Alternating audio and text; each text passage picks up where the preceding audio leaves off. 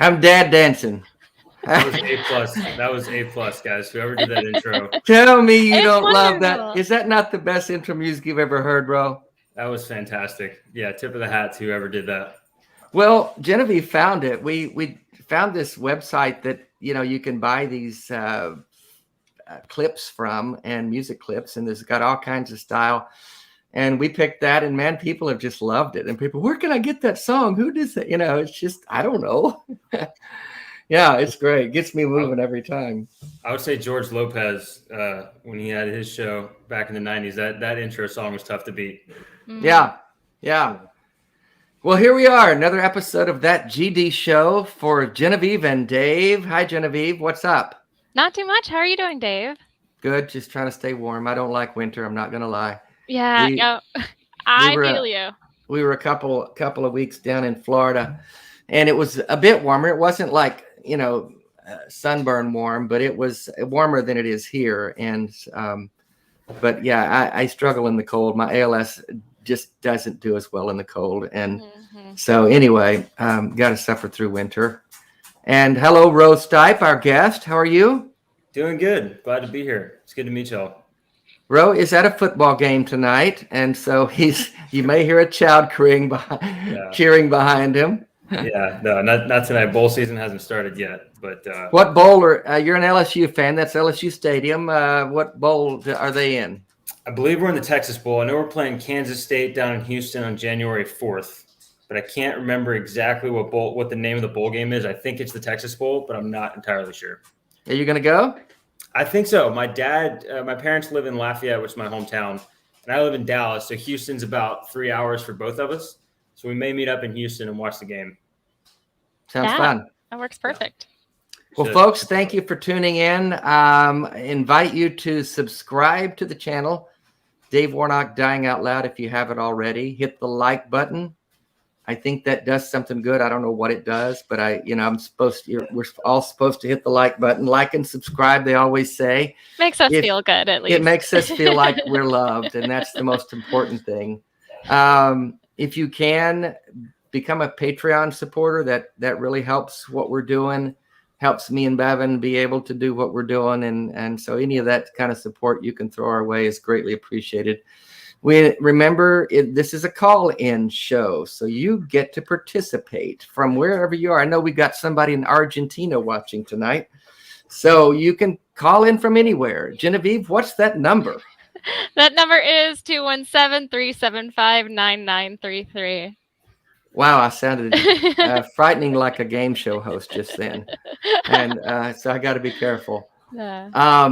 We do have a call already. But let's let Dennis sit for a minute. I just want to talk briefly. Rowe, it's really good to have you, man.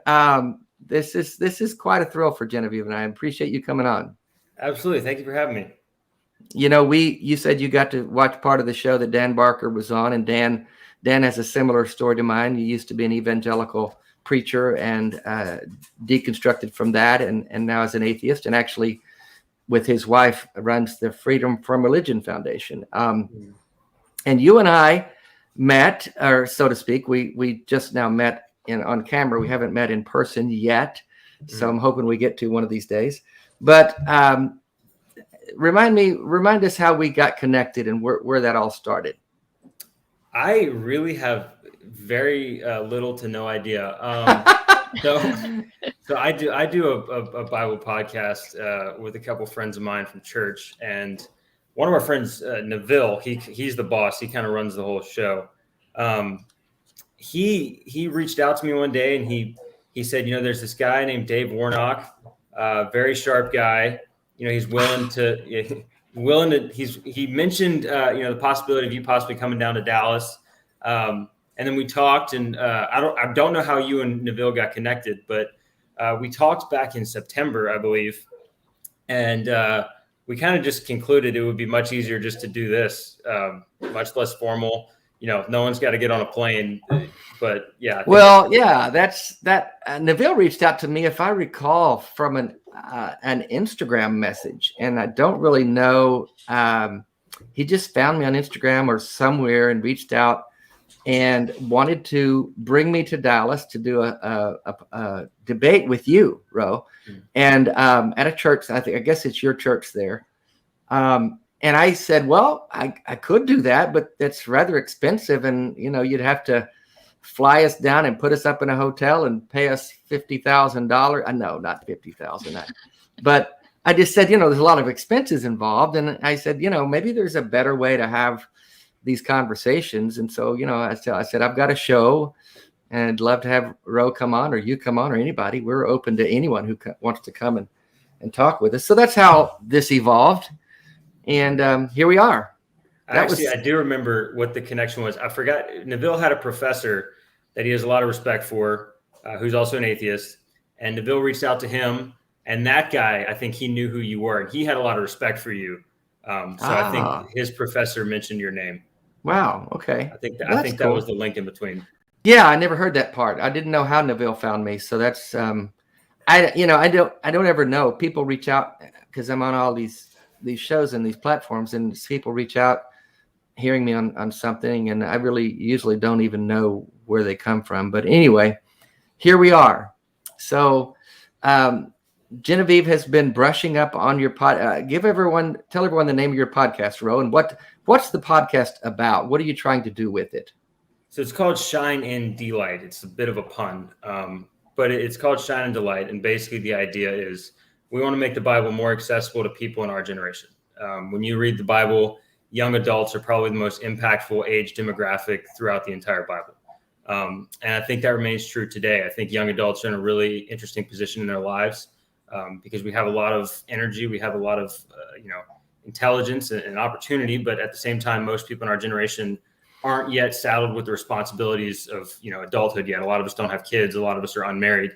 And so there's a great opportunity for young adults, especially in the context of ministry. So the heart was for us to do a podcast to make the Bible more accessible to people in our generation, particularly people who didn't necessarily grow up in church and may not know a ton about their Bible.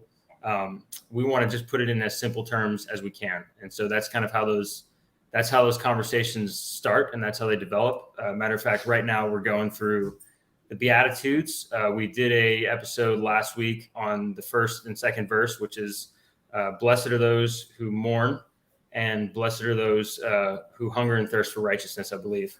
And so we're talking about what exactly those mean and what exactly Christ meant when he said those two things, and how, something as simple as a statement like blessed are those who mourn can explain a lot about the character of God and the ministry of Jesus at the same time. And so that's just one example, but it's a great podcast. We got a lot of good people that come on, and it's been a lot of fun. Well, maybe you'll have me on your podcast. We'd love that'd be great. Yeah, I think this past week I listened to most of the episodes of your podcast. I work from home, and I sometimes have to do a lot of driving on the weekends. And yeah, it was what I really liked about your podcast is that, all of you guys just seem like really nice group of friends, like joking in the beginning, and just, y'all seem like very lovely people. Sorry, I choked. That's very nice of you. I appreciate that. Yeah. Well, I want to talk more about your story, Rowe, and maybe compare it to mine. And then Genevieve and I have some questions, but let's go ahead and take this call. And remind you folks in the chat or watching, call in if you have a question or a comment for Rowe or for me or for Genevieve or for God. We don't care. We'll answer anything and talk to anyone. So feel free to give us a call. But we're going to talk to Dennis in Michigan. Dennis wants to talk about the possibility of a universal God instead of a specific one. Hello, Dennis. Hi. How you there? How you doing? I'm doing good tonight. Well, you're on with Genevieve and Rowe. I- Tell us what we can do for you. Well, let me tell you how I kind of got there. I was born and raised Catholic, and thought that was the religion for me. And a lot of times people would approach you with other different religions, but I thought, hey, I'm Catholic, you know, I'm following the Pope. It's all good. I should be fine with this. But then I went to college and joined a fraternity. And one of the questions they had for us that they posed to us before joining was that we had to believe in a supreme being. And I thought that was kind of an odd question. So it wasn't like you had to believe in Jesus Christ or Allah or Buddha. It was just, you know, like a supreme being. So that kind of got in my head a little bit, you know, which is the right God. But I was still like a theist in that thing. I mean, I went to the Catholic school. I was an altar boy. Later on, I was a reader in the church. So I was involved a little bit. But then I started dating a girl that was a Baptist. And it was kind of weird. They wanted you to be saved. So that was a whole thing, you know, raise your hand, come to the front of the Born again. You got to be born again, right? Right. Born again. Yeah. And that was a new concept for me. I didn't understand all that. It's like, geez, I was baptized, communion, confirmation, the whole 9 yards. And it was like, why do I need to be born again? And it was interesting. I was dating a girl, and then after we dated for about a year, I just even asked her point blank, you know, just with my girlfriend. I says, well, so, you know, what does your mom think of me? And I thought she might say, oh, he's nice. You know, they hope to get along and stuff. But she just blurted out to me. She says, you know, she thinks I'm a lost cause. And it was like, whoa, that hit me like a ton of bricks. The but it was Baptists and the Catholics religious don't thing. mix. Right. Yeah. There's not a mixing there. It's not supposed to mix, especially back in the day. Right. So it was, yeah, it was kind of like, so what? I have to be born again to be eligible for your daughter or to be right in your eyes. It was like this kind of hit me kind of hard, you know, and it's like a lost cause. But that got me thinking about, well, what is the right religion?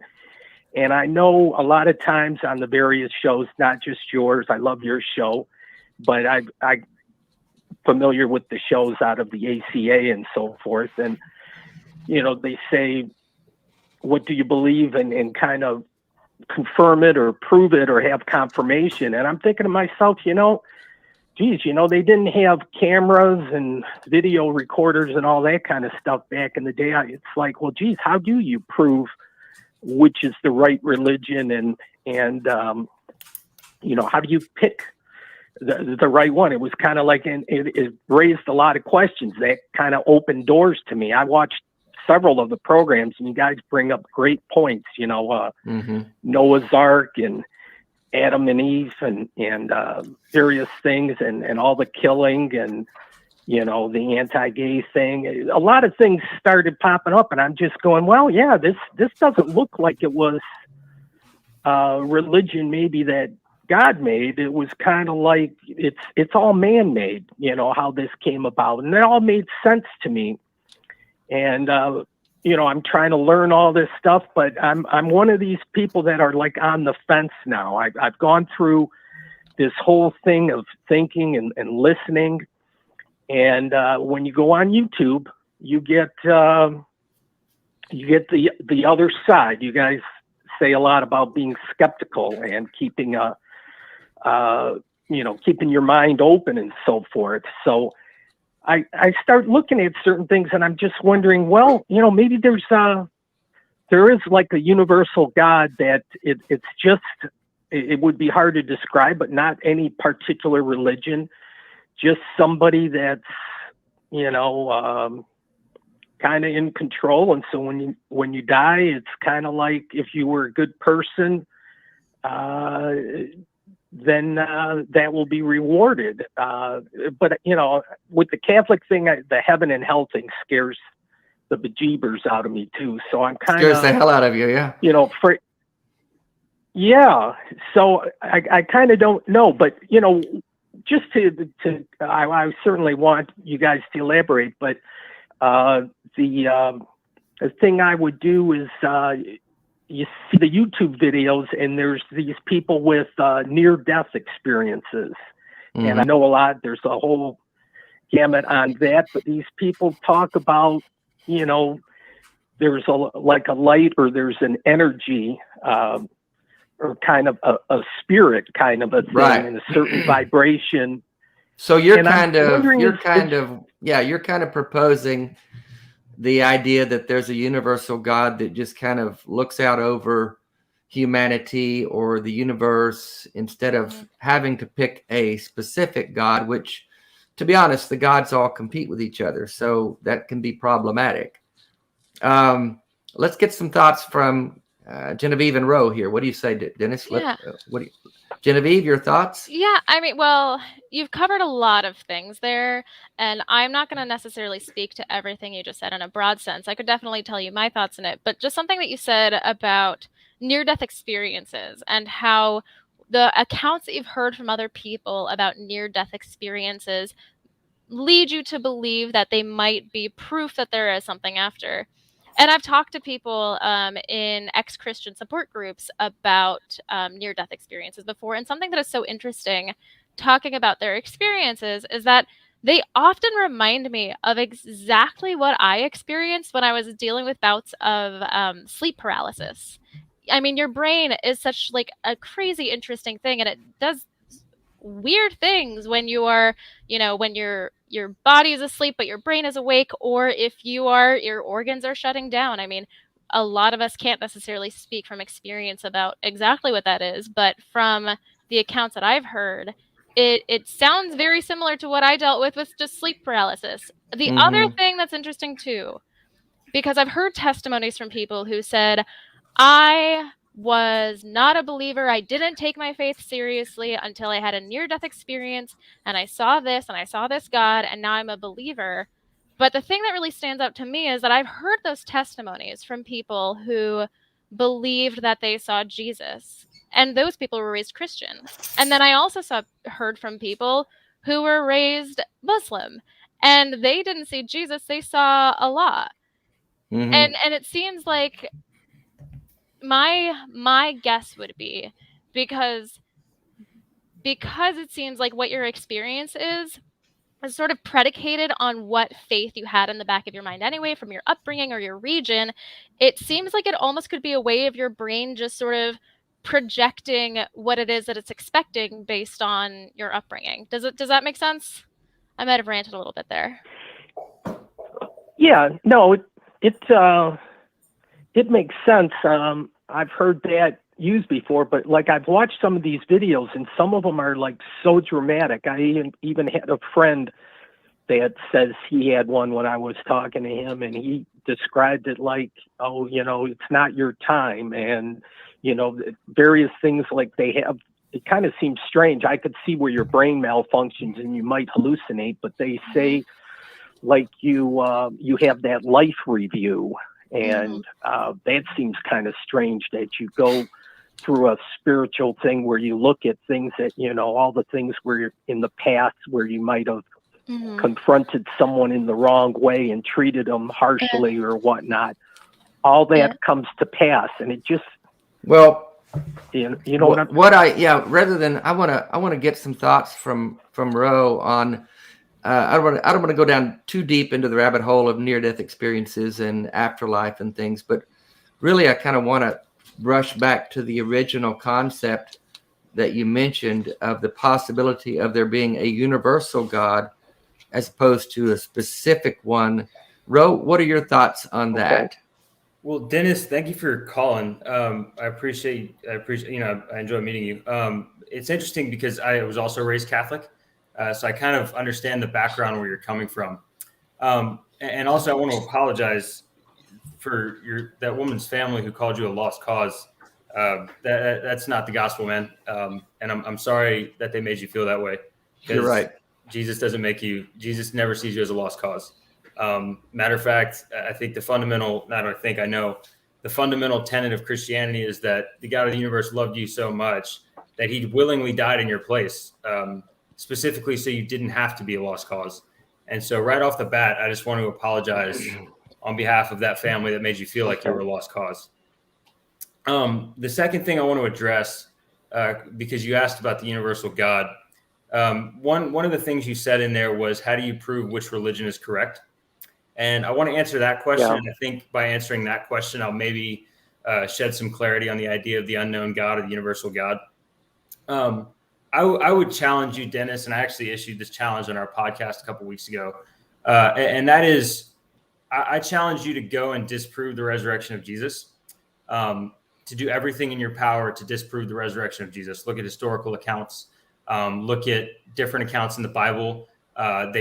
Spoiler alert, the four gospels slightly contradict each other in some details. So I want you to go and I want you to look at those contradictions in the four different gospels and make up your mind for yourself. I'll tell you why, personally, I believe that the God of the universe is named Jesus.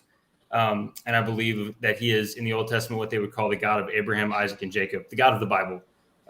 I believe, the concept of a universal God is interesting. I just call him God. And the reason why I believe that Jesus is the God of the universe is because I kind of came to a similar crisis of faith when I was younger, in that, I grew up Catholic and I've been taught all of these things, but I was never explained the why behind all of it. And I didn't really understand the things that I was repeating. I was taught all these prayers and these repetitions that I had to do, and I didn't really understand where they were coming from.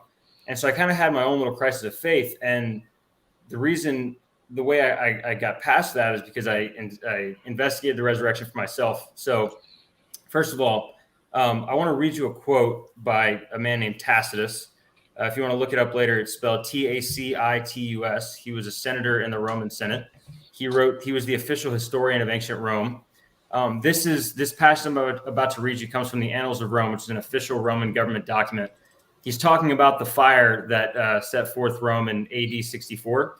And he said, consequently, to get rid of the report, Nero, who was the emperor of Rome at the time, fastened the guilt and inflicted the most exquisite tortures on a class hated for their abominations, called Christians by the populace. Christus, which is the Latin name for Christ, from whom the name had its origin, suffered the extreme penalty during the reign of Tiberius at the hands of one of our prosecutors, Pontius Pilate. And a most mischievous superstition, thus checked for the moment, again broke out not only in Judea, the first source of the evil, but even in Rome, where all things hideous and shameful from every part of the world find their center and become popular. So essentially what that is saying is that is an official Roman government document that said that they crucified a man named Christ in the early first century because they were scared of the movement that he was starting. So they crucified him, and then for a short time they thought that they had nipped his movement in the bud, and then it started to spread like wildfire, and they couldn't control it. So an official Roman government document is corroborating the claim of the New Testament. It's corroborating the stories in Acts. Let's pause right there. Genevieve, you wanted to speak to that. I guess to that, I do have just a little bit of pushback to consider, which is that, so Tacitus wrote the Annals in 116 AD, I believe, which is well after Jesus would have died. And in addition to being a Roman senator, he was also part of like this group, this council that had their finger on the pulse of various cults that were arising in Rome. I don't necessarily think that he is citing any sort of documents, like official Roman documents, to get his sources on what happened almost 100 years prior, because Rome kept amazing documents, and yet we have not found those referring to Jesus. He mentions it, of course, but I think it's far more likely that he's referring to that because this was part of his other job, was keeping up with what the Christians around him were believing. I don't know if I would necessarily consider Annals an official Roman document that corroborates the event. But I can see definitely why you would say that. I just don't necessarily think that it really provides the proof that really puts the nail in the coffin. No pun intended. Yeah. Let me say one thing. Dennis, I'm going to let you go and you can listen offline, but thank you for your call. And we're going to continue to talk about this. Okay, buddy? Thank you so much. Stay warm, Dennis. Okay. Thank you very much for taking the call. Dennis. I enjoy the show.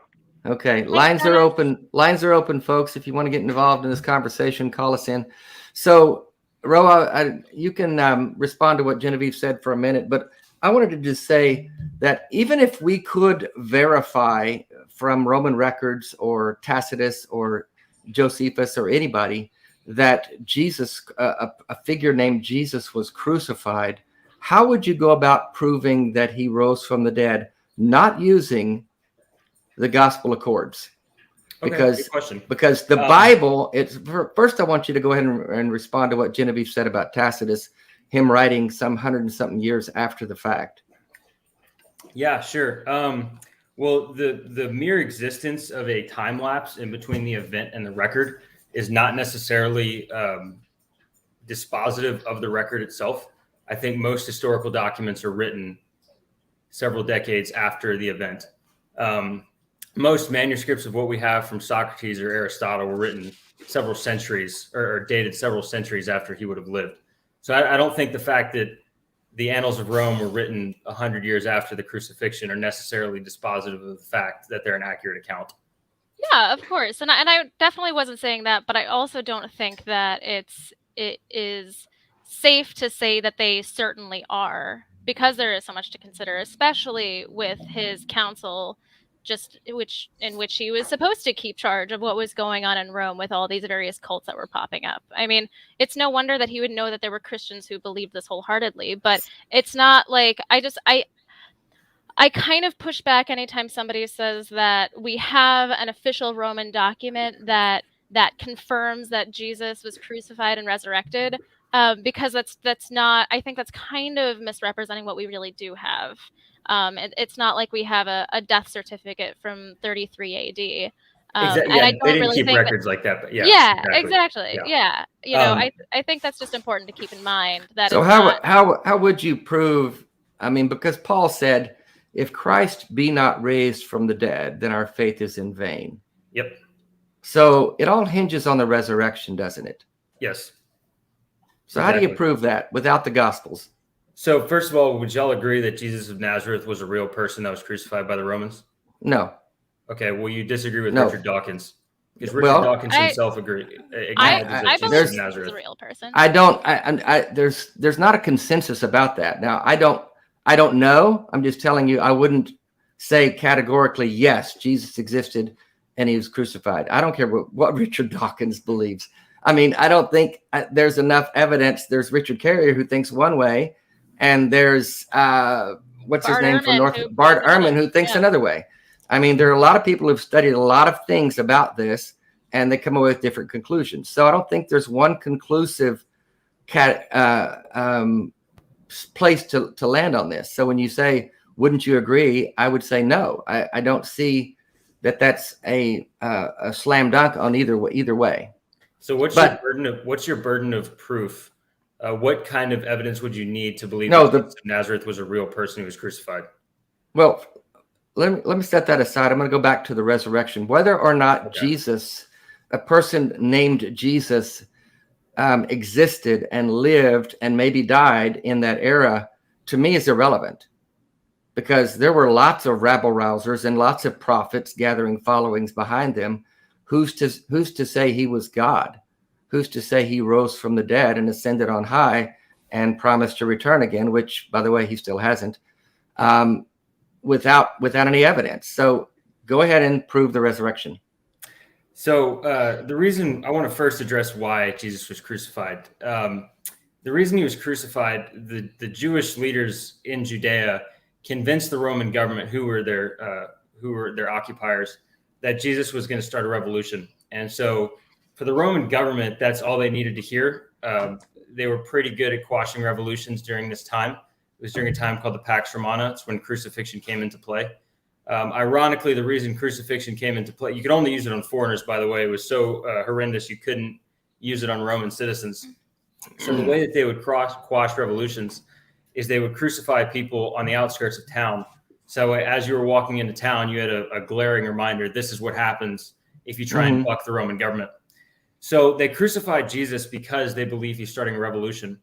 Now, 3 days later, word starts to spread around town that this guy is actually alive. Now, what would possibly start a revolution more quickly than someone who you crucified on Friday but is now walking around on Sunday? Well, So, I'm sorry. What are your sources for these things that you're asserting happened? The crucifixion of Jesus? I cited Tacitus. Word spreading around town, and it's like, did you find newspapers from that era? I mean, what are your sources here? What are you? I mean, we have the most cross-referenced document in history sitting next to me, open to Acts chapter 17. Oh my. Okay, we're gonna do that. Okay. I got my Bible here. Okay. Well, go ahead and finish your thought, Rowe, Yeah. and then we got a couple of callers that want to discuss resurrection historicity. So go ahead and finish that thought. Perfect. So if word starts to spread and rumors start to spread, and we know they start to spread because they exist today, they had to have started at some time. So if rumors start to spread around town that Jesus is alive, the easiest thing to do if you're the Roman government is present the body, and you could you could nip it in the bud right then. It was very easy for the Roman government to end the Christ movement within a week, but they never did. And you see various parties, whether it be the Roman government, whether it be actual documented people like the Apostle Paul, acting in very irrational ways. There's almost no other explanation other than the fact that Jesus rose from the dead. If you're the Roman government, there is no reason why you would not present the body of Jesus. I guess we're going to push back on your source being the Bible, because the Bible is a document that has questionable authorship and is very much written with an agenda in mind. Genevieve, go ahead. You're chomping at the bits here. No, I do really want to get to some of these calls, of course, but just really quickly, I would say that, to your point that Rome could very easily just squash this, I think that they didn't, because to them it really wasn't a big deal. We see that through the absence in their records. I don't think that they really cared so much about Jesus as perhaps the later Christians did, or assumed that they did.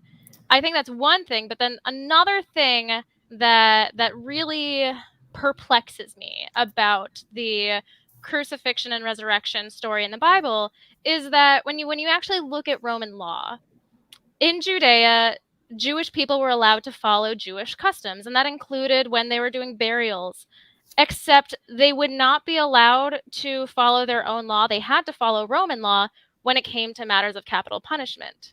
So anybody who was crucified at that time, they would not be allowed, no matter who they were, they would not be allowed to be taken by their friends and put in a tomb. They would go in a mass grave just like everybody else. So I think that's something that is important to keep in mind. And Rome did sometimes crucify their own citizens. It was just very, very rare. I do want to get to these calls. I don't know if you want to. Well, you guys okay with taking a call, Ro? Can I just rebut one point? Sure. I really don't mean to debate. I'm sorry. Oh, no, it's all good. No, it's all good. We're just having a conversation. Yeah, we're having a conversation, and at the end of the day, I mean, it's about conflicting viewpoints. I mean, there are going to be, some pushback on the other side. Oh yeah, of course. You made the point that Rome didn't care about Jesus. I think there were during the time of Jesus, Rome cared enough to violently stop a protest over an aqueduct being built in Jerusalem. They cared enough when they thought that was going to start a revolution to respond, and then about 20 years later, actually maybe 40 years later, they cared enough about Judea to knock down the temple and reinvade Jerusalem. So I wouldn't be so quick to say that Rome just didn't care enough about Judea. No, of course. And that's definitely not what I was saying. I was saying that they specifically wouldn't care so much about Jesus because Jesus was one of many apocalyptic preachers that existed at the time. I think that as far as the overall movement, of course they would be concerned, but as far as like the early sect of Christians saying, "Hang on a second, I'm pretty sure I saw this guy," I don't necessarily think that they gave it as much thought, because hindsight is 2020, and here we are, and Christianity is where it is. Well, let's take some calls. We got them lined up here, and we're gonna try to get to all of them. We're gonna go first with. I'm just taking them in the order they come in.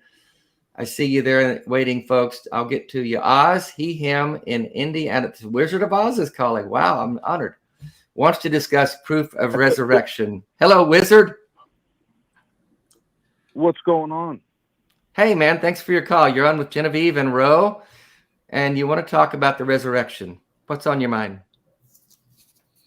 Well, and I've been, to go back to the previous caller, I know Rowe gave the challenge to, and you guys are kind of already hitting on this, so I apologize if I'm beating a dead horse here, but he challenged the previous caller to disprove the resurrection. That would imply that Rowe or someone else has proven the resurrection to be a fact in order for us to do that. So I know we were kind of going down that road, but how do we disprove something before we've proven it? Mm-hmm. So you're saying, yeah, that's a good question. Go ahead, Rowe. No, you go. Yeah, I mean, I think my larger point, Oz, is that, you know, my entire faith, my entire worldview rests on a single event. And, you know, Christianity, if you disprove the resurrection, collapses in on itself like a house of cards. But yet after 2,000 years, we're still here. And I think it would be very easy. You know, Christianity is the easiest religion in the world to disprove. Yet after 2,000 years, it's the most popular religion on the planet. And I think there's a reason for that. And I think when you go back, when you trace the history of this, my faith back 2,000 years, I don't think you cannot knock down the resurrection. It has not been done. Well, I think to push back, I think in Muslim, I think actually Muslim is more popular than Christianity, numbers wise. Just to be. It depends on the survey. But theirs is growing at a more rapid rate, and Christianity is shrinking. So if you're using popularity as the barometer, depends on the survey. Does that? Well, let's say that was true. Would popularity be the one that makes the more popular religion the true one? No. My point is that when you base something on something when you base a religion on an event that should be very easy to disprove, and yet after 2,000 years, it's still standing, I think there's definitely some merit to that event. That's the point I'm trying to make. Go ahead, Oz. I think that's highly problematic because again, you guys already kind of discussed this, but I think the crutch for Christian theists is, well, we go to the Bible to prove the Bible. Well, if you're just going to go back and circularly reason your way through it, then yes, you can continue to state that the resurrection to you is a fact because it's important to you and your belief. But that just because it's important to you and your belief, and you're just using the gospel to prove the gospel, doesn't mean it's true. It doesn't mean it happened. Well, I'm not just using the gospel to prove the gospel. I'm using Senator Tacitus. I'm using Josephus. I'm using history from the early centuries. So I'm not just using the Bible to prove the Bible, but I understand where you're coming from. Genevieve? Yeah, I guess I'm wondering, Rowe, when you say it would be so easy to disprove the resurrection, by the merits of the resurrection, proving it would be finding nothing. If you can't find a body, then you can't disprove it. I'm not sure exactly, like, when you threw out the challenge at the beginning to disprove the resurrection, how would one do that, actually? Well, it would have been very easy for the Romans to do it, yet they didn't. That's kind of the broader point that I'm making. And yet, if you put this out 2,000 years later, what would you expect us to do to easily disprove it? Finding the body of Jesus Christ, how would we confirm that it's Jesus and not Joe? That'd be like asking me to disprove that my neighbor was murdered last night. How do I do that? I'm not asking you to go and dig in Judea. My challenge is to look at different historical accounts of the resurrection and look at different fact patterns from the time. But those historical accounts of the resurrection are all contained in the Bible. All of them. As well as church history. I mean, if there's two things that Romans in Rome were good at, that was killing or crucifying people and keeping good record. Like this are the two things we know. So to the record keeping part, I would think if this guy was this important, we would have more than 4 four gospels that, it's questionable who wrote them, if we ever know that. And then, we, as far as the writings, any type of writings, contemporary writings, when, with him, they're eyewitnesses, like we just don't have that, even for the resurrection, let alone the historicity, or the actually of, him even being a person. So I don't know. I fail to see the strength or the muscle behind any of this as good evidence. I think you're placing a modern standard of evidence on an ancient story. There is no, I mean, Genevieve, Dave, push back if you disagree. I can't think of a single historical event that would live up to your standard of evidence. Because I mean, in the modern world, obviously we keep much more detailed records than they did in ancient Rome. So I don't see what historical event you would. I mean, go ahead, Genevieve. I was going to say, I mean, plenty does. Archaeology is huge. Finding a really important thing in history is finding disinterested parties. So people who are sort of just like writing off the cuff, like, hey, this is a boring letter to so-and-so over here in ancient Mesopotamia. Today I did this. And by the way, I saw Jesus. We've got lots of boring things like that. Another great thing about humans and a great thing about archaeology is that so much of it is just studying trash.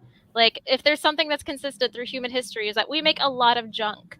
So it's so easy to go back and trace what people's lives were like. That's how we know that there were people. I want to say that the oldest evidence we have of worship is I wish I didn't start this because I'm not sure if it's 10,000 years old or 50,000 years old. I'm going to go with 10 just to be safe. But it's this shrine in the Middle East that was sort of like a gathering point of various different tribes. I think that's something that's great about when people want to corroborate things from the Old Testament. They'll talk about Exodus and about these enslaved people leaving Egypt and going on this journey.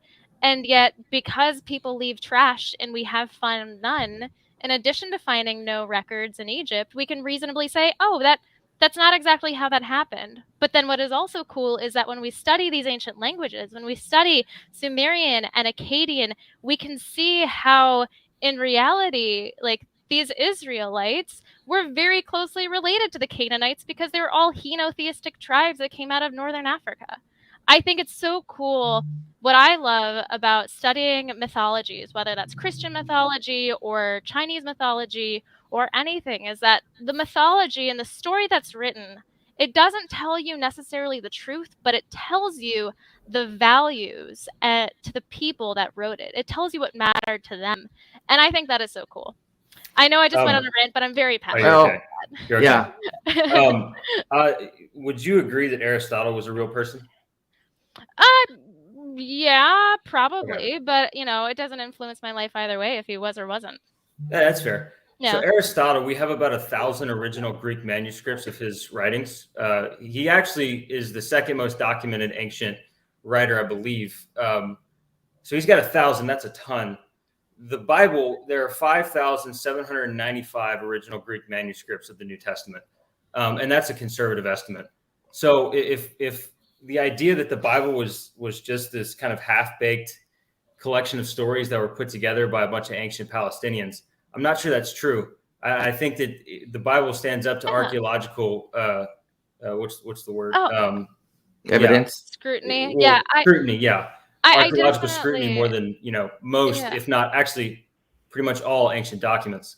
I mean, I definitely did not intend to say that it was just like haphazardly put together by people who, didn't really give a shit. Of course not. I just think it's so interesting to track the evolution of these ideas that you later find in the Old Testament, like Noah's flood story to the Epic of Gilgamesh. I think I don't want to go too far down this rabbit hole. Yeah, I want to pause right there. Oz, any other thoughts? I'm gonna get a couple calls if unless you've got another. Yeah, I'll just say one more thing, and I'll jump off and listening to you guys comment. And Rowe, I appreciate the conversation. This is probably one of my favorite topics to talk about. But the one pushback I always give when I get the the last comment you had presented me is, well, I don't know if, if you're ever going to get the evidence that you're asking for, that you want or you need, because it's, this or that, then and that's why I'll jump off, because that would open up a whole other Pandora's box. But then I would say that's not a me problem. If Yahweh God truly exists, that's not a me problem. That's a God problem, because if he really wanted me to know him, and he wanted me to access him and to believe in him and love him and all those things that the Bible says, he would not make it this complicated for me to know him and believe in him. So thanks for letting me on, guys. I'll listen in, and I'll holler at you later. Thanks, Oz. Can I address that last sentence? Sure. From Oz? Oz, you mentioned, I'm assuming you're still listening, that if God really loved you, he would not want to make it complicated. Well, the good news is that he didn't. That's the reason for the whole crucifixion story. If he wanted to make it complicated, he never would have sent a savior. He would have sent a sermon. He would have sent a teacher. He would have sent a philosopher. But he loved you so much that he sent a savior. And my challenge to you is, again, I want you to investigate the account of the resurrection on your own. With as much scrutiny as you can possibly muster, I want you to scrutinize the resurrection. Well, he was a Christian like me. So rather than go back down that road, I wanted to get a call from Dadpool. He wanted to talk more about the resurrection historicity.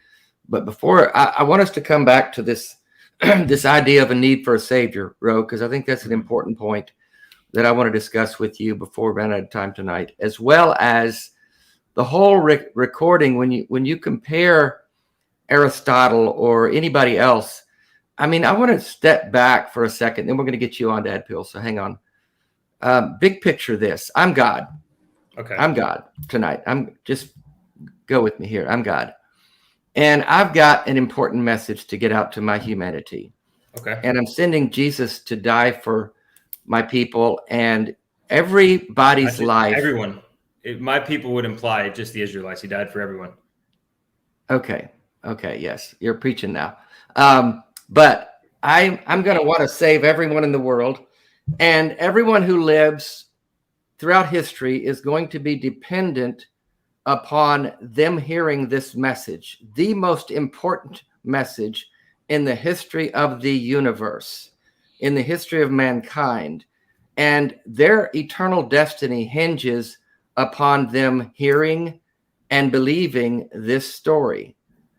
They have to get it right, every single person in the universe. And it's based upon the life and death, and as you say, the resurrection of my son, Jesus Christ. Well, I'm going to want to make sure the details of those events are recorded very accurately, and that people will be able to hear them and understand them and put their faith in them. Why do you suppose there were no eyewitnesses taking notes?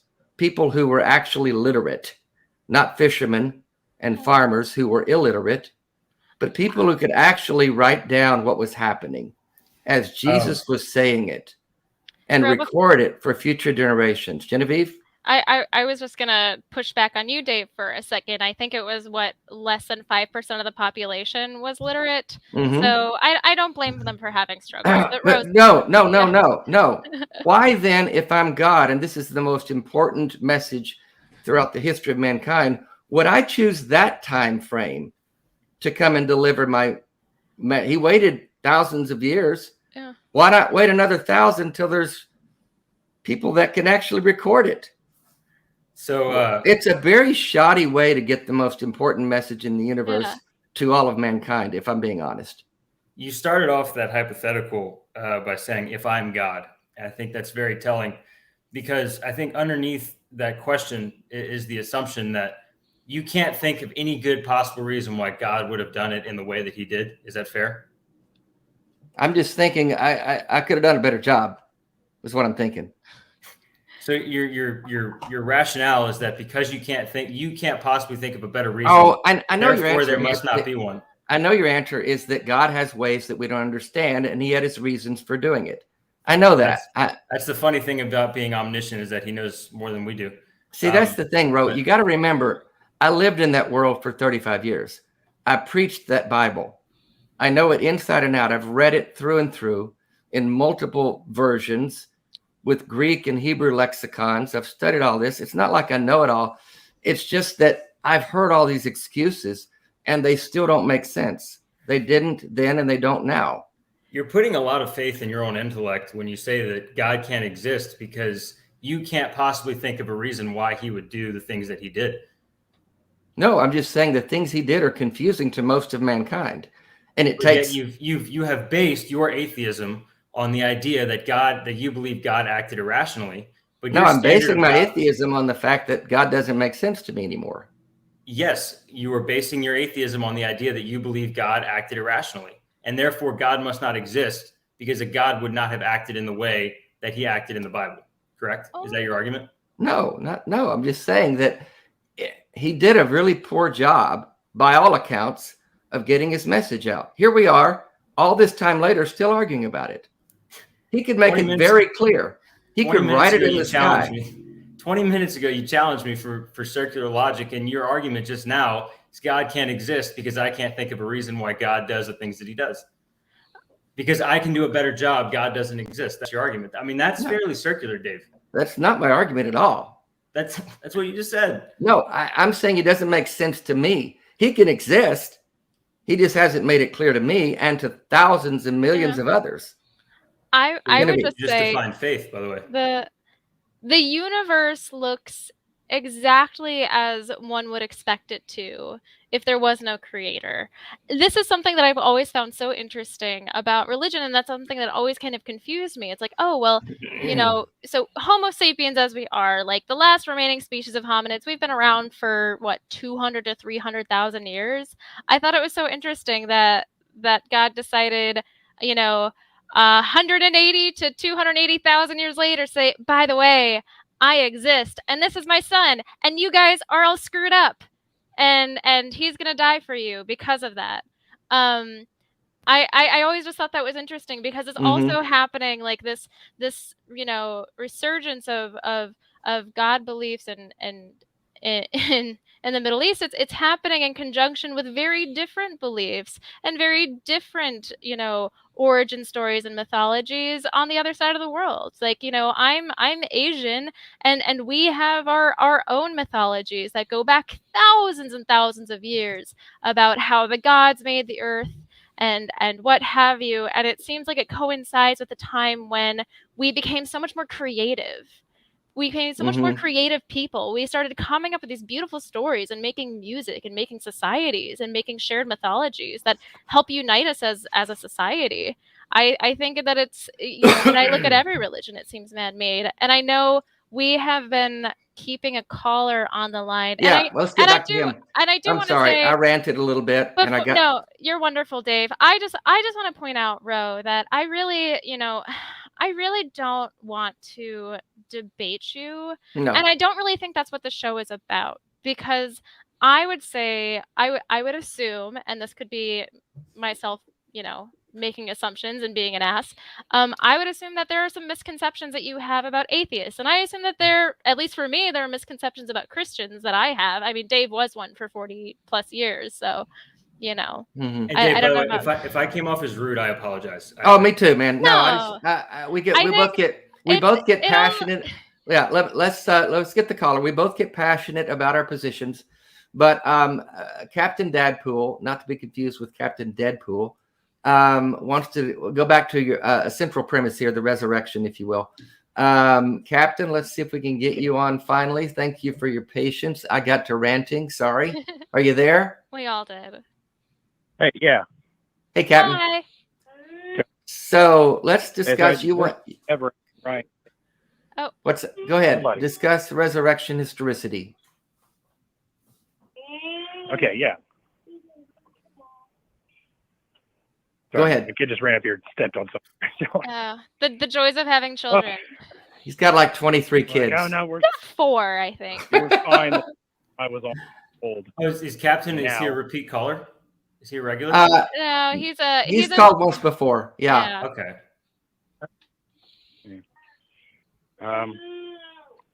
Okay. Is there too much noise in the background? No, we got you. Go ahead. No, we got you, Captain. Okay. Sorry, my attention is very, very split right now. All right. We need just a few minutes of it. So, where to even start? What do you think about the resurrection. historicity of Jesus' resurrection? The issues I take with resurrection. Now, I believe Jesus was real. I believe he was crucified. No problem. My issues with the resurrection, specifically, especially resurrection. Paul's mentions of resurrections are entirely spiritual in all of his accounts. He mentions Jesus' burial, but he never mentions an empty tomb. He never mentions Joseph of Arimathea. But the thing is, that was the norm for Paul's time. Caesar Augustus, when he was cremated, the soldiers said they saw his body ascend to be with the gods. Like, that was the normal thing at the time. The first mention of a fleshly resurrection didn't come till Daniel, the latter half, written in the 2nd century, and that was apocalyptic. You're okay, buddy. Hey, you're a good dad, Captain. I can just tell in this 2-minute interaction I've had with you, I can tell you're a good dad. Yes, he is. That's right. I know it hurts, buddy. You're fine. Sit down and rest. There's nothing I can do. Anyway, so Paul doesn't mention an empty tomb. He doesn't mention Joseph of Arimathea, but those things would not have been required for his ideas about the resurrection.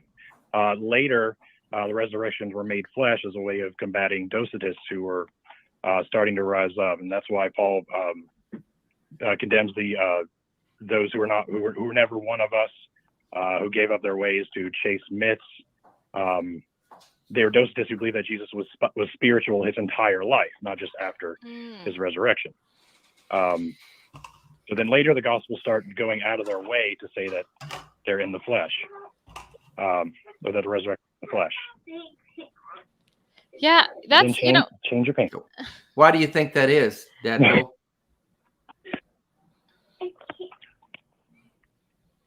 Like, Paul is the most prolific or prevalent writer in the New Testament. He never mentions an empty tomb, Joseph of Arimathea. He mentions a burial and a spiritual resurrection. We're sowed imperishable, raised, or sowed perishable, raised imperishable.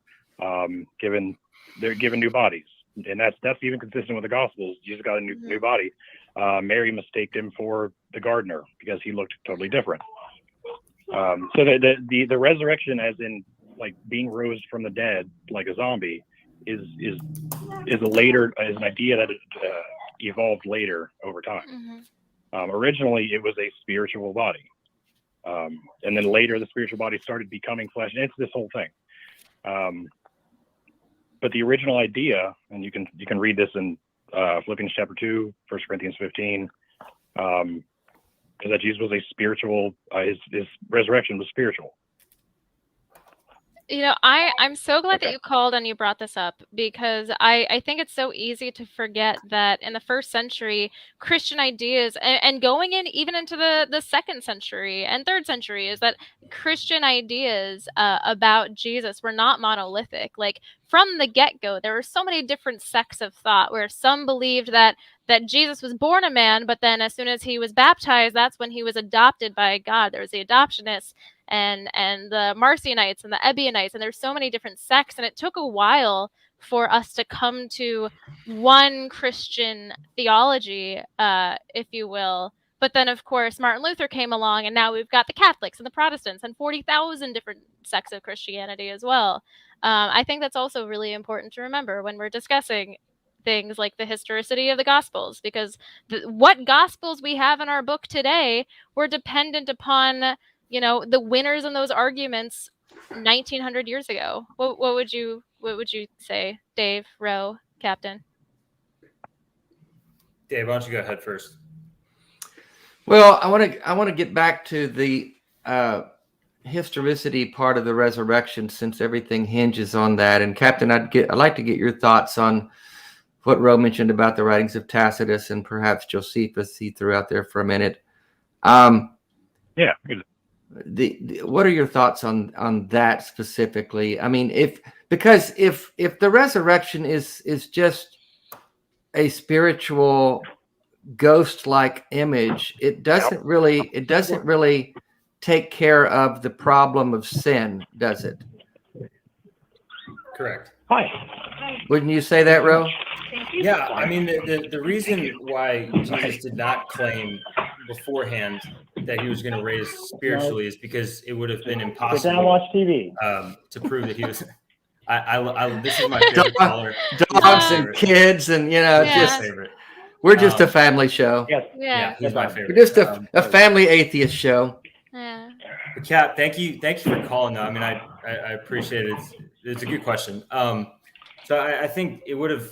The reason Jesus claimed that he was going to raise physically and not spiritually is because it would have been very difficult to prove him a fake if he claimed a spiritual death, because I can do that. I mean, I can claim that I'll rise again spiritually. If you see me in an open casket funeral, you can't, there's no way to disprove. You can't, there'd still be a question if you saw my body.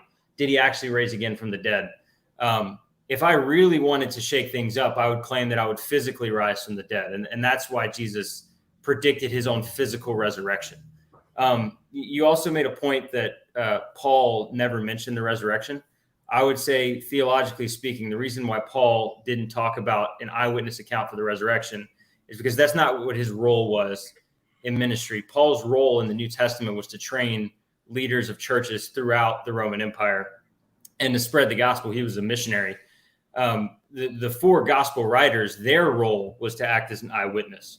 And so, I think that's why Paul didn't talk about specifically being an eyewitness for the resurrection. He was an eyewitness for the resurrected Lord. That comes from Acts chapter 9, his on the road to Damascus. But in terms of Paul being a witness to the physical resurrection of Jesus, he was still a Jewish leader at the time. So he would not have been in a position where he would have acted as a physical eyewitness to a resurrected Jesus, because it was in Paul's best interest for Jesus not to be resurrected. He hated Jesus, and he hated the early Christian movement, and then obviously his life changed. So are you saying that the writers of the Gospels were eyewitnesses to the resurrection? I'm saying the writers of the Gospels were eyewitnesses to a resurrected Lord. Okay, Captain, you have any thoughts on that? Or Genevieve? Yeah, Captain. Go ahead, Captain. I'll pass this to Kat. Speak to that, Captain, because I know you've studied this a lot. You were a theology major in college, right? Yeah. So almost, if not all of Paul's writings come before the Gospels, before the earliest Gospel, Mark. Paul writes all of his letters about two centuries later, and he quotes literature that's even older, or that's even earlier.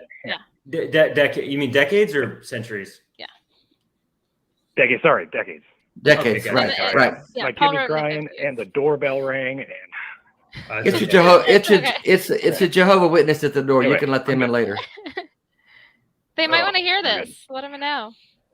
Okay, so go ahead and speak to the eyewitness writings in the Gospels. all right, yeah. So one, the Gospels are originally written in Koine Greek. Jesus' followers spoke Aramaic, and they would have been illiterate. Like Genevieve said earlier, the literacy rate is somewhere between 3% and 6%. There's a little bit of debate about it among scholars, but about 3% and 6%. Very few people knew how to read and write. Aramaic was the language of the time. And the idea of the disciples learning Greek later in their life is just not feasible at all. There's a bunch of different arguments, and none of them hold any water. And another thing, Jesus' disciples would have probably been dead by the time the Gospels were written, especially John. You really think John was a 90-year-old man writing? They didn't live that long. They lived to be about 40, 50, 60. And then, how are the eyewitness accounts? Who was with Jesus and the devil when he tempted him in the desert? Who was with Jesus when he literally said, "I'm going to go pray alone" in the Garden of Gethsemane? Who was there to witness his trial before Pilate? There was Pilate, and then there was the Sanhedrin. There were no disciples. The disciples don't show up until he chooses them. So how do we know about Jesus? Who were the eyewitnesses to his birth, to his early life, and Luke, his baptism, even? Who the disciples were not there for his baptism. These are all like legends that are passed down through oral tradition. Now, I think some of the sayings of Jesus might be preserved more or less. But a lot of these other accounts are hard embellishments, and that's just how stories progress, especially through oral culture. You can see when things start getting written down, and people can copy those writings and then refer back to those original writings, they still changed things. They still misspelled things. They still left out words and lines, and they still intentionally added and removed things that they wanted to support their theology. Yeah. So how much more do you think the stories changed when it was still in the oral phase? This is I'm so glad you brought that up too.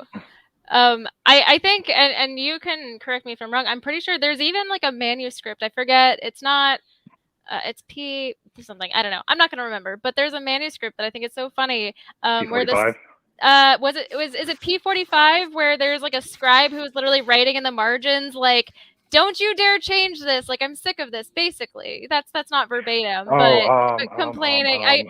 I know you know what manuscript I'm talking about, but I love the little, there's like little notes that are, there's different notes that are sort of passed between the scribes through all these manuscripts, where they're sort of like airing their frustrations that people keep changing their words to fit their own agenda. It's like, come on, man, stop it.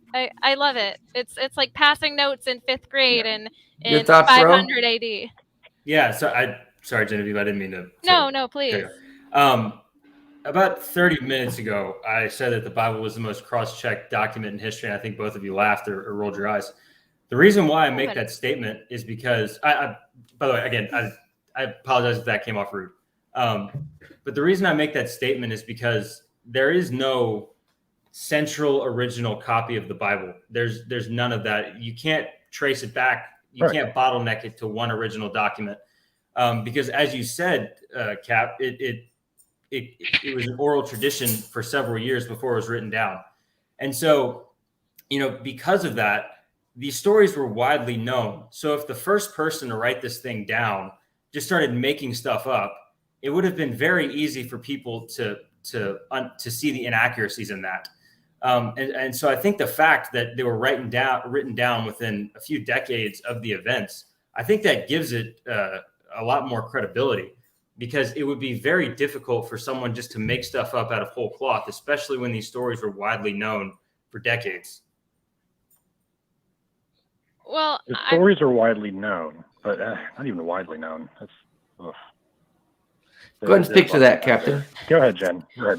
No, I was just going to say, I'll just say briefly, I mean, that's just how oral traditions work. I mean, the Epic of Gilgamesh, the oldest book that we have, dates back 4,000 years, but the most complete writing that we have of it is 3,000 years old. There's like 800 years between when we can trace the oral traditions of the Epic of Gilgamesh, on which a lot of the Old Testament, at least Genesis, was based off of, to when it was actually written down. That's just kind of how oral traditions go, especially when you have a very small, close-knit society. Does it mean that it's entirely accurate? No. I played telephone many times in elementary school, and we were more literate than your average goat herder 2,000 years ago.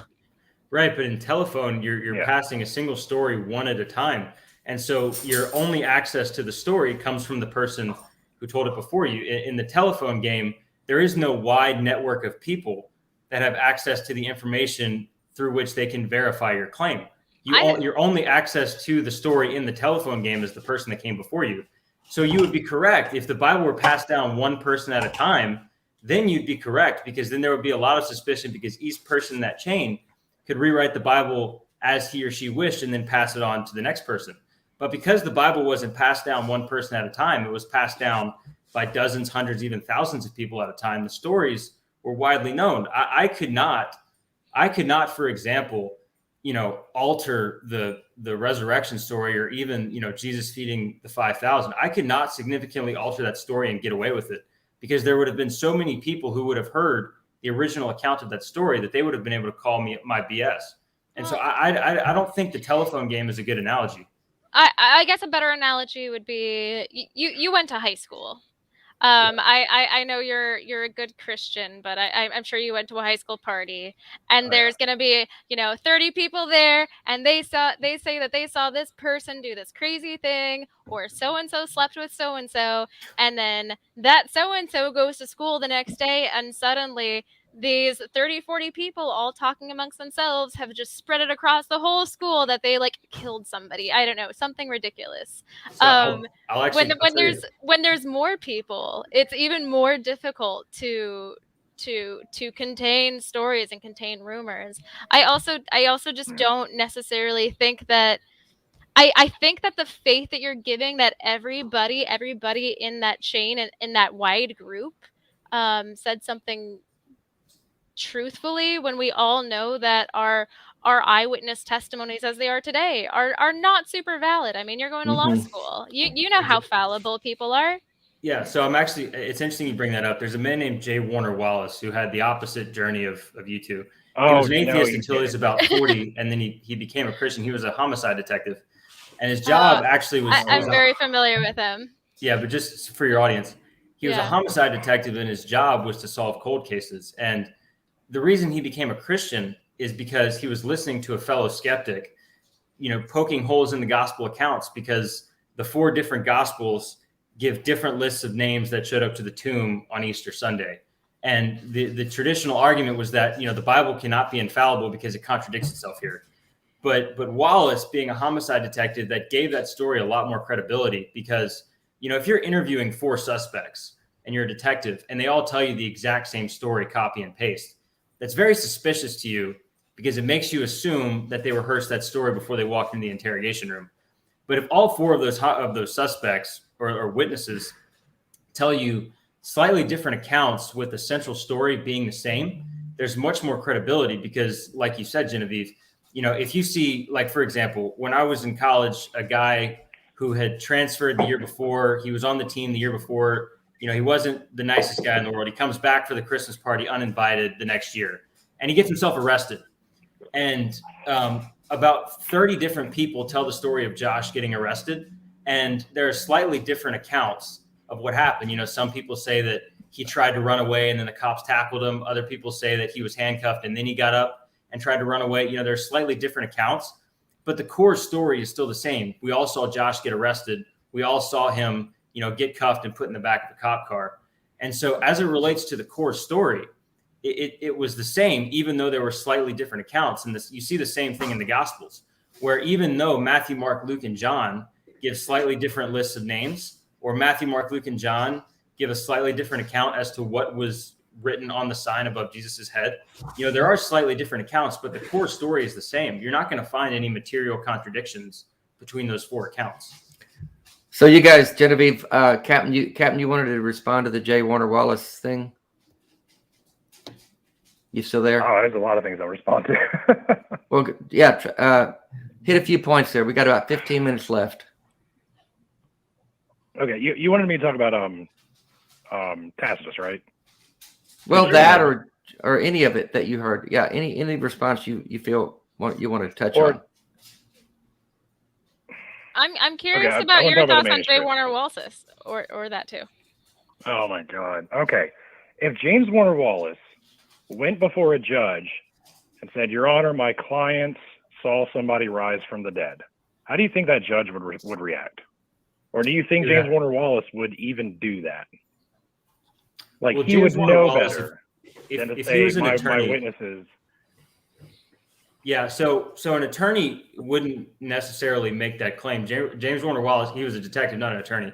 So a detective wouldn't be making claims like that in court. If J. Warner Wallace was an attorney, if he testified. Okay, yeah. So if J. Warner Wallace was a witness in a murder in a trial, and he was trying to make the claim that Jesus rose from the dead, if Jesus' resurrection was on trial, J. Warner Wallace wouldn't just flat out say that. He would be asked questions by an attorney where he would present the evidence in a systematic way that would let the court know, or the finder of fact know, that Jesus resurrected from the dead. And so if he stood up and said, "Your Honor, I know for a fact Jesus resurrected from the dead," the judge would not, say yes or no. He would say, "Present the evidence."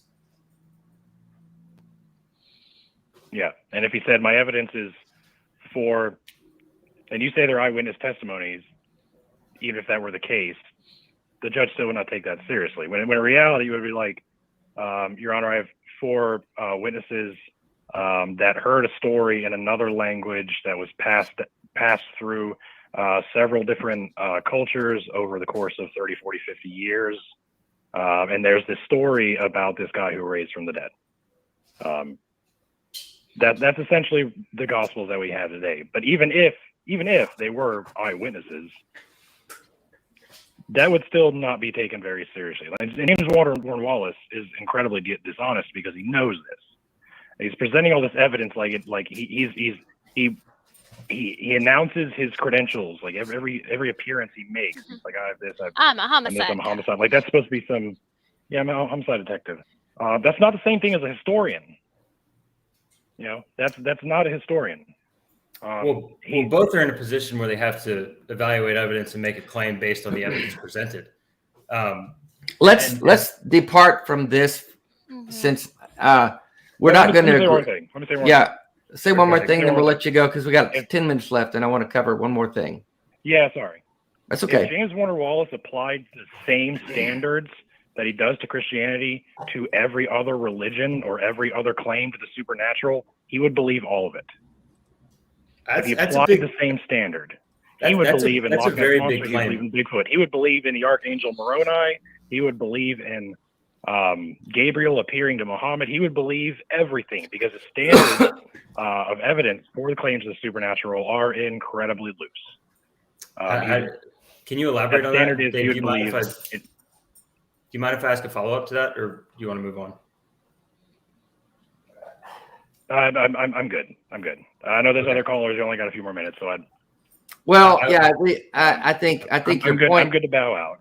I think your good. Your point, Captain, is that he would have to believe the claims of the Mormons, for instance, or any other religious claims based upon. Incorrect. The claims of the Mormons go back to Joseph Smith, a single person. That is not the case of the Gospels. No, it does not go back to a single eyewitness or a single account. There are multiple eyewitnesses to the Archangel Moroni. Multiple. We know their names. We know where they lived. We know what jobs they had. We know their children. We can interview. Much more recent than the Gospel. Much more recent than the Gospels. Yeah, it all goes back to the account. We know they were. Oh, okay. We're gonna let that go. Yeah. We're not. Anyway. That's okay. Go. I know. All right, yeah. I think we're going to agree to disagree on that, Thanks, but I think Captain's point is that say it one more time, Captain, about Moroni. If James Warner Wallace applied the same standards that he does to Christianity, or that he does to Christianity, to every other claim to the supernatural, he would believe everything. That's simply not true. Literally, I apologize if that's rude, but that is simply not true. It is. Well, there are thousands of eyewitness testimonies to Bigfoot. Do you think James Warner Wallace believes Bigfoot's real? I think when you corroborate the eyewitness accounts of the Gospels with the actions of the Roman government, and the early apostles, the point is the people who wrote the Gospel. Dave. Okay. All right. You're gonna have to hang up on me. All right. Okay, please hang up on him. Sorry. Bye, Captain. Bye. I think the point is that the people who wrote the Gospels were not eyewitness accounts of the resurrection, but they were eyewitness accounts of a resurrected Lord. If you see someone die on Friday and you see him walking around on Sunday, you can connect the dots. They didn't write this down that afternoon. This was written down decades later by people who weren't there. Every major historical we don't even know written down later. We don't even know who wrote the Gospels. Let's be honest, Rowe. Yes, you do, Dave. No, you don't. You elaborate on that. Okay, no, we don't have time. That's a whole nother show. We're not going to settle on the Bible tonight. I'm going to ask you one more thing before we go. We really do have to quit at 8:30, and we probably aren't going to get to the last caller. But we've listened to some of your podcasts, and I know the theology you guys live in. I used to live in it, and I'm pretty familiar with the waters that you swim in. And a major premise that you mention in most of your podcasts, off the cuff and sometimes in detail, is the fact that we're sinners, that we're all sinners in need of a savior. Why do you think that? Have you ever met someone who claimed to be perfect? It's not about perfect. It's about being a sinner, a bad person in need of a savior. Why do you think you need a savior? because the term sin, interestingly enough, is actually an archery term. It refers to the distance from the bullseye. Missing the mark. I know. Yeah, It's so a sin, religious term. It's a religious term. Well, it comes from archery, but It's the a religious sin, term. It's biblical primarily definition- used. It's primarily used in religious settings. Use Sure. that word anywhere outside of religion, it doesn't make any sense. Sure, but I'm just making a point to illustrate what Okay. I'm trying to say is that, sin by definition is a miss from perfection. It's a rebellion against God. And so the reason why we need a savior is because, heaven by definition is a perfect place absent of sin. If sin could get into heaven, it's no longer heaven. It's just But an you're extra just okay. You're using this term in completely religious context. Take it You out. asked me a religious question. No, I asked you why you think as a human, not a religious person, as a human being, why do you think I need someone to save me? Do you consider yourself a perfect person? Again, it has nothing to do with perfection. Don't go Ray Comfort on me, because that's as crazy here as it is when he says it. I don't know who Ray Comfort is, but you're so lucky, oh, my dear good for you. friend. Yeah, you'll lose brain cells listening to him. Look up Ray Comfort and the banana, and you will be embarrassed for Christian apologists. He gives you guys a terrible name. I'm so sorry. You're much better than that. Yeah. Thank you, Genevieve. That's very nice. But you asked me a fundamentally religious question, and you. No, I'm asking you a human question.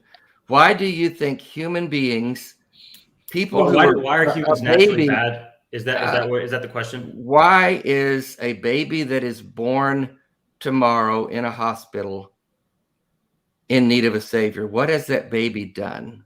Oh, so you're asking about, there's a theological doctrine called the age of accountability.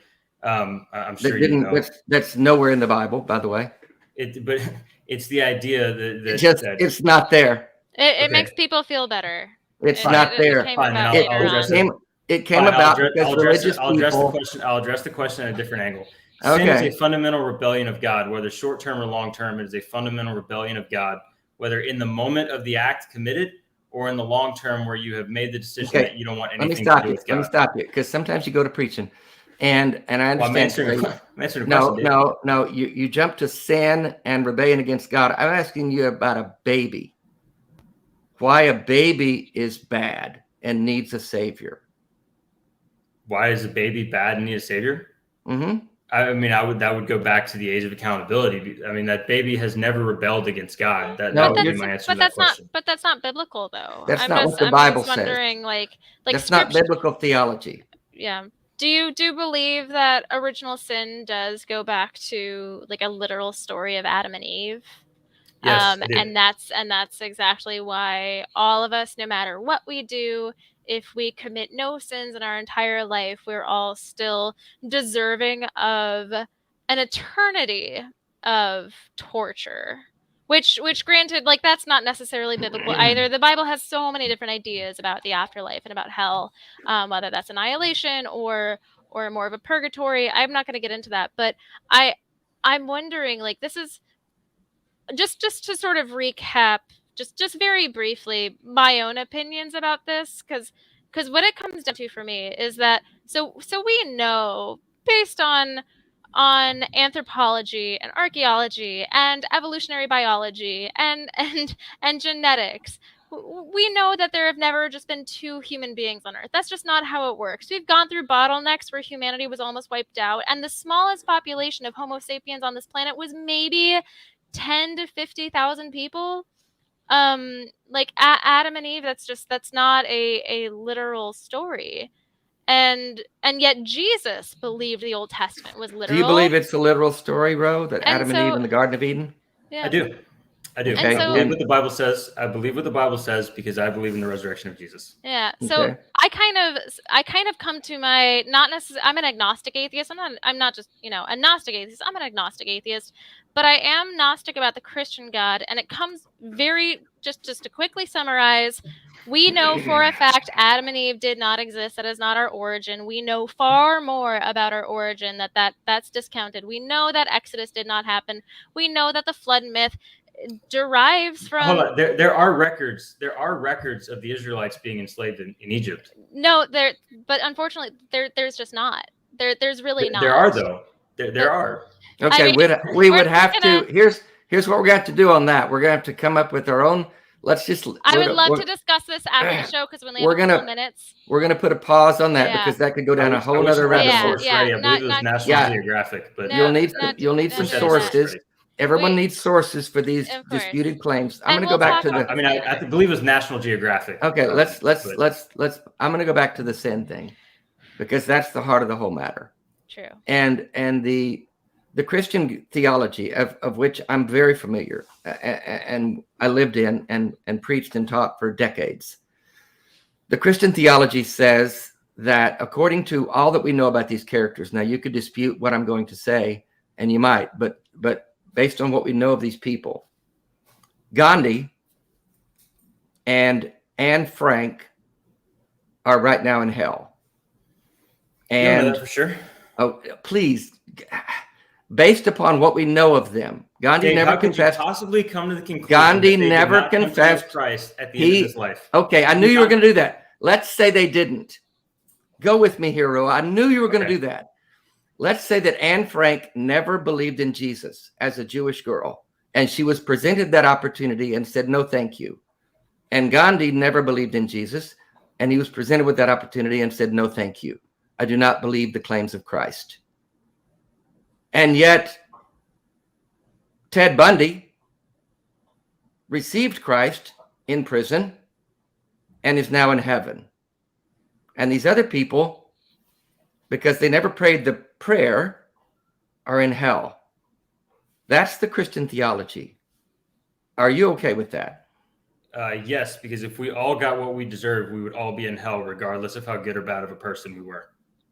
It's only by the grace of Jesus that we get to go to heaven if we make that decision. That breaks my heart, Breaks Rowe. It just breaks my heart because here's the Yeah. problem, Rowe. You are better than your theology. You're a better person than your theology wants you to be. That's very kind, but I'm a very broken- sorry to hear that. That's very kind of you to say, but I am a broken sinner in desperate need of a savior, just like everyone else. That's very Well- kind. I appreciate that. You really I are a need the good grace of guy. Jesus. You really are a Again. good guy. And here's what I would hope. I would hope that you would realize that you are good without God and that you don't need a savior because you are not broken and in need of in need of a savior to keep you out of eternal torment because you're better than that, Rowe. You are. Yeah. You just are. Like I said, I've binge listened to your podcast. It's honestly exciting to talk to you because I've just heard so much of your voice, but you seem And like you are you a seem genuinely like a good guy. smart, kind, wonderful guy. You care about other people. You're selfless. You've got a good relationship with your parents. You go out of your way to help other people. Do you think that if you did all of that, but you just were like us, you were like, oh, I don't think I believe that this guy literally rose from the dead 2,000 years ago, that you would deserve trillions of years of suffering and torment just Well, for that? That let's breaks do my this. heart. I'm I so don't- sorry. I don't believe that I'm a good person because Well, I do. the Bible, well, that's very kind. Well, damn it, we're Even gonna though- love you anyway. Even though you're an LSU Hold on. fan, Well, hold even on. though you're an LSU fan, I believe you're a good person, Rowe. Yeah. I may quote you on that. I don't believe that I'm a good person because I fall short of the standard of perfection. I know that's what your theology says, and I understand it. I lived in it, bro. No, Longer than you've been alive. I lived in that world, and I know what I know that. I sense a bit of pity in your voice. No, please don't No. misunderstand Not me. pity. No. But you said it breaks your heart. It But does. It doesn't have to break your heart because I've been forgiven. I mean, the message of the gospel is that I've been There's saved nothing you through need to the be blood of Jesus. forgiven for. You If haven't. you- There's a lot of things I need to be forgiven As for. humans, when we make mistakes, we just say, you know what? I'm sorry, I did that wrong. I'll do better next time. That's it. Yeah, That's it. We make amends and try to be the best that we can be, and we go through the world with But kindness listen, and we empathy. are bumping against the clock. I'm so sorry. know. We could go on forever. Rowe, I think you've this been could be a week-long podcast of you've just been a us great talking. guest. I'm sorry for the callers we couldn't get to. Please call in next week. It's a fantastic honored. show. I'm honored that you had me on. This was a lot of fun. And you were a great guest, and we had a vibrant conversation, disagreeing on many points, but still respectful and kind. And I'd love to have you on again. I'd love to come on your podcast, and let's stay in touch. And folks, I hope you enjoyed this. We do have to go, and everyone say goodbye. That's our show for this week.